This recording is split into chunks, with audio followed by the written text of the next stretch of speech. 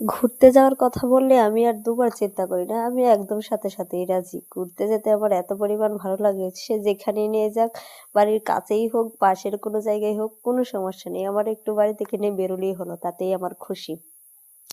তো আজকে আমরা সবাই মিলে একটু ঘুরতে যাচ্ছি, মেইনলি যাচ্ছি আমাদের ননদের বাড়ি। তো সবাই মিলে রেডি হয়ে আমরা বেরিয়ে গেলাম, গাড়িতে উঠে গেলাম। আমি, তারপরে ময়না, ময়নার পাপা, সাথে আমার একটা দেবর, দেবরের বউ আর মেয়ে। আমরা সবাই মিলে একসাথে যাচ্ছি ঘুরতে। তো অনেকদিন পরে এরকমভাবে সবাই মিলে ঘুরতে যাচ্ছি, বেশ ভালোই লাগছে। তো এই তো গাড়িতে বসে আমি ভিডিও করতেছিলাম আর দেখতেছিলাম জানালাতে তাকিয়ে তাকিয়ে। মেনলি আমার প্রাইভেট কারে আর বাসে উঠতে ভীষণ বাজে লাগে, আমার একটুও ভালো লাগে না, কিরকম যেন ভিতরে অস্বস্তি বোধ হয়। তারপরও আর কি, তারপরও বসেছিলাম চুপচাপ করে, আর মুখে মাস্ক দিয়ে নয়তো কিছু একটা দিয়ে মুখে চাপা দিয়ে রাখি যেন গন্ধ না লাগে কোনো রকম কোনো কিছু।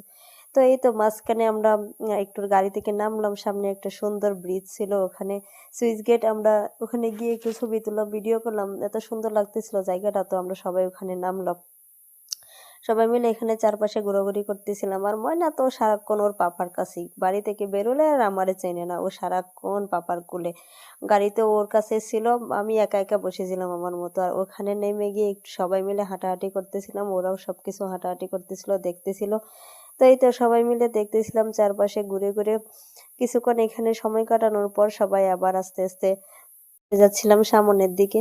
তো এইখানে কিছুক্ষণ ভিডিও করার পরে পাশেই একটা চায়ের দোকান ছিল, সবাই ওখানে গিয়ে বসলাম চা খাওয়ার জন্য। জানি মাঝখানে একটু চা খেতে ভালোই লাগে।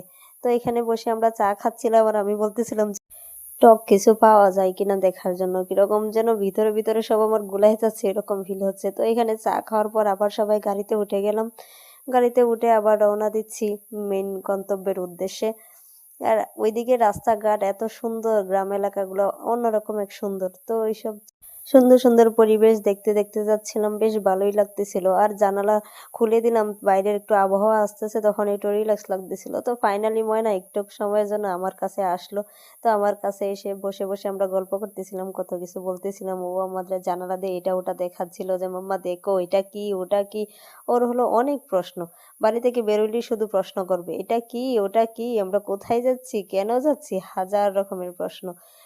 তো এই তো বসে বসে আমরা একটু কথা বলতেছিলাম।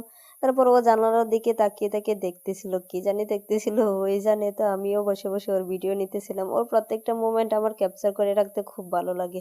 প্রতিটা মুহূর্তই তো স্পেশাল, বড় হয়ে গেলে এই মুহূর্তগুলো খুব মিস করব, তখন দেখতে পারবো, এগুলো স্মৃতি হিসেবে থাকবে। তো রাস্তায় আরেক জায়গায় গাড়ি থামায়, ওখান থেকে মিষ্টি কেনা হলো, মিষ্টি কিনে আবার আমরা গাড়িতে উঠে যাচ্ছি। বেশ অনেকটা দূরেই যাওয়া হলো গাড়িতে।